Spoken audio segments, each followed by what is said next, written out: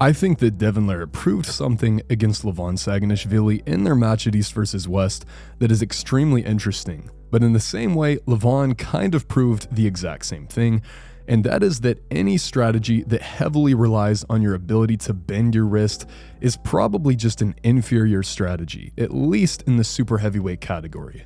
So what we see in this match is that in the very first rounds, we basically see Levon's cupping versus Devon's entire top roll chain. So right off the go, Levon is simply trying to bend his wrist. In the later rounds, we see Levon doing much more of a posting style top roll, where his knuckle height is increasing off the go and he's rocking back onto his elbow flexor. However, in this first go, we see Levon initiate with a little bit more of a dragging style pressure. We see his elbow move back, and his knuckle height doesn't really increase at all. This is because Levon is relying a lot more heavily on cupping. He's trying to bend his wrist, and he's basically giving Devon access to his entire top roll chain, and he just wants to control every single aspect of the match. He's not yet content with allowing his wrist to go back. He wants to keep every single fundamental initially, and we see that this doesn't work. And this is what is so interesting to me, is the fact that Devon is significantly weaker than Levon in every single area, even including pronation and back pressure, yet Levon is unable to contain Devon's top roll if he simply tries to bend his wrist against that entire top roll chain.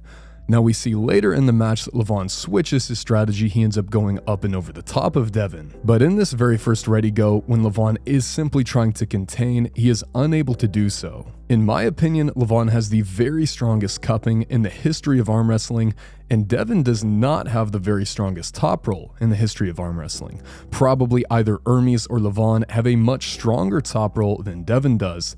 But even with this huge strength gap, Levon is still unable to bend his wrist against Devon. And this is demonstrated even further in the following rounds. Once Levon is content with allowing his wrist to go back, he just totally destroys Devon in rounds 2 through 4. So let me know what you guys think about this, but to me, Devon proved in this match that probably in the super heavyweight category, any wrist bent style is just not that effective. If you have to rely on your wrist being bent against somebody like Hermes, somebody like Levon, Devon, Vitaly, it's probably not going to happen. Now, this might be entirely different in the lighter weight classes because we tend to see a much bigger gap in terms of the arm power versus the hand strength. It might be feasible for you to have a strong enough hand to simply bend your wrist against your opponent's entire top roll chain, but I think that in the super heavyweight category, outside arm wrestling simply beats inside arm wrestling.